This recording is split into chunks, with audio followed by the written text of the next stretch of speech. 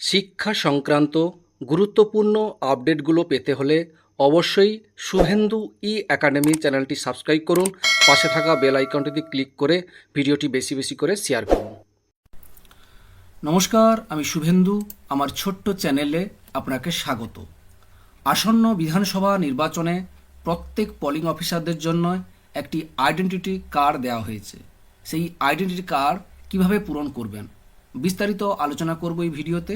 ভিডিওটি প্রথম থেকে শেষ পর্যন্ত দেখুন। যদি ভালো লাগে অবশ্যই একটা লাইক দিন, আর আমার চ্যানেল নতুন হলে অবশ্যই চ্যানেলটিকে সাবস্ক্রাইব করে রাখুন, কারণ আমি আপনাদেরকে পরপর করে এই জেনারেল ইলেকশন 2026-এর যত ট্রেনিং ভিডিও থেকে শুরু করে সমস্ত রকম ভিডিও আমার এই চ্যানেলে দেওয়া হবে। সেখান থেকে অবশ্যই আপনারা দেখে অবশ্যই উপকৃত হবেন। চলুন পরপর করে আপনাদেরকে দেখাই প্রথমে এই আইডেন্টিটি কার্ডটি কিভাবে পূরণ করবেন। দেখুন, এটা কিন্তু দেওয়া হয়েছে পূর্ব মেদিনীপুর ডিস্ট্রিক্ট থেকেই দেওয়া হয়েছে এই আইডেন্টিটি কার্ডটি। এই আইডেন্টি কার্ডটি প্রত্যেকটি জেলা অনুযায়ী নিশ্চয়ই ভাগ থাকবে, কিন্তু ম্যাক্সিমাম জায়গাতে একই রকম ধরনেই থাকবে আশা করা যাচ্ছে। যাই হোক, দেখুন, যেহেতু এটা পূর্ব মেদিনীপুর ডিস্ট্রিক্ট আইডেন্টি কার্ড, সেইভাবে আমি আপনাদেরকে পূরণ করেই দেখাবো। ঠিক আছে, দেখুন, আইডেন্টি কার্ড 2026-এর প্রথমে যেটা দেওয়া হয়েছে ফটো, অবশ্যই একটি ফটো, পাসপোর্ট সাইজের ফটো অবশ্যই এখানে আপনি পূরণ করবেন।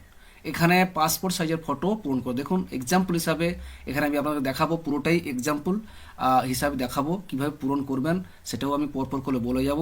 সেটাই আপনারা এইভাবে সুন্দর করে পূরণ করবেন। আশা করি বোঝাতে পারলাম। তাহলে এখানে সুন্দর করে একটা পাসপোর্ট সাইজের ফটো এখানে দিয়ে দেবেন।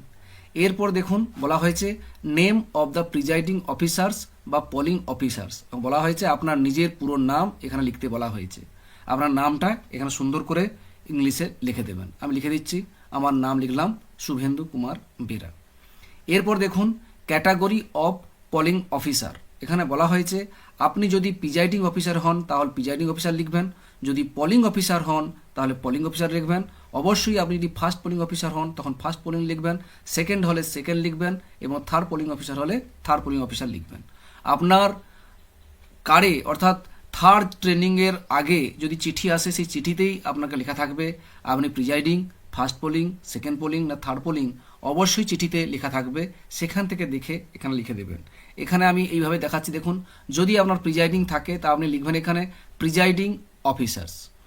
যদি আপনার ফার্স্ট পোলিং আসে এখানে শুধুমাত্র লিখবেন ফার্স্ট পোলিং অফিসার।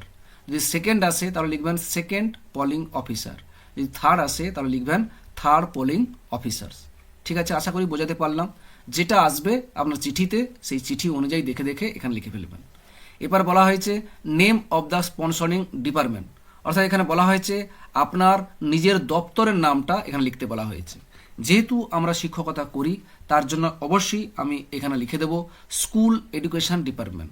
কোনো সমস্যা হবে না লেখার, আপনি এটাই লিখে দিতে পারেন স্কুল এডুকেশন ডিপার্টমেন্ট। যদি শিক্ষক হন, ঠিক আছে, শিক্ষাকর্মী হন, যাই হন না কেন এখানে আপনি লিখে দেবেন স্কুল এডুকেশন ডিপার্টমেন্ট। আশা করি বোঝাতে পারলাম। এরপর দেওয়া হয়েছে পিসি নাম্বার অ্যান্ড নেম, অর্থাৎ বলা হয়েছে আপনার লোকসভার নাম্বার এবং নামটা কি। আপনি যে জেলারই হোক না কেন আপনার লোকসভার নাম্বারটা দিতে হবে এবং নামটা দিতে হবে। এক্সাম্পল হিসাবে ধরুন আমার লোকসভার নাম্বার এবং নামটি হচ্ছে 31 কাঁথি। এই জন্য এইভাবে লিখবেন 31 কাঁথি।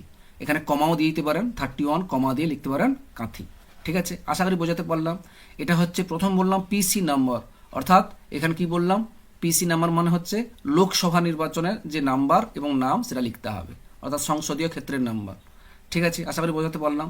এরপরে এসি নাম্বার এবং নেম, অর্থাৎ এখানে আপনার যে বিধানসভায় আপনি যে বিধানসভার লোক অবশ্যই সেই বিধানসভার নাম্বার এবং নামটা লিখবেন।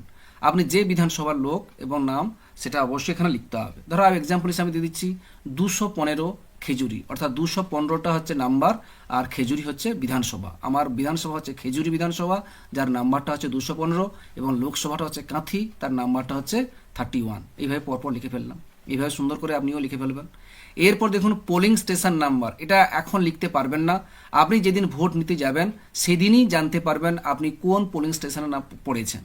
সেই অনুযায়ী আপনাকে লিখতে হবে। এখানে আপনার সেই পুলিশ স্টেশনের নাম, শুধুমাত্র নাম্বারটা লিখতে হবে, পুরো নাম লেখার দরকার নেই, শুধুমাত্র নাম্বারটা লিখবেন। আশা করি বোঝাতে পারলাম। এটা এখন লেখার কোনো দরকার নেই।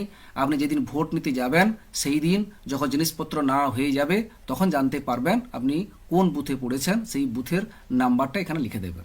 এক্সাম্পল হিসেবে আমি ধরে নিচ্ছি যে আমি 102 পোলিং স্টেশনে পড়েছি, 102 এখানে নাম্বারটা শুধুমাত্র লিখবেন, ব্যাস কাজ শেষ। এবার শেষে শুধু কি করবেন, signature of the card holder, অর্থাৎ আপনার সিগনেচার এখানে একটা করে দেবেন, সুন্দর করে একটা সিগনেচার করে দেবেন। এইভাবে আইডেন্টি কার্ডটি পূরণ করা হবে। যাই হোক, ভিডিওটি যদি ভালো লাগে অবশ্যই লাইক দেবেন। ভালো থাকবেন, সুস্থ থাকবেন, ধন্যবাদ।